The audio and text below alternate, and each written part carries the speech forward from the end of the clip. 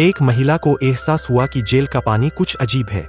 जब यूजिंग कुछ देर के लिए कमरे से बाहर गई तो महिला ने तुरंत सिर उठाया और अपनी आंख को घुमाया। पलक झपकते ही उसकी दाहिनी आंख एक माइक्रोस्कोप में बदल गई। जांच करने पर उसे पता चला कि पानी में वाकई कोई अज्ञात रसायन मिलाया गया है। यह जहर यूजिंग ने ही मिलाया था ताकि वह महिला जेल में ही दम तोड़ दे।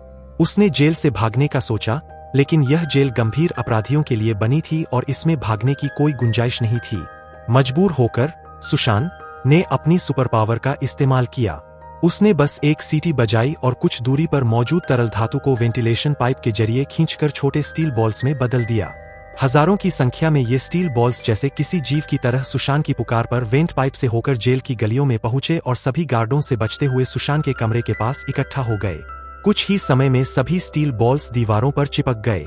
जैसे ही समय सही लगा, सुशान ने इन्हें एक साथ विस्फोटित कर दिया।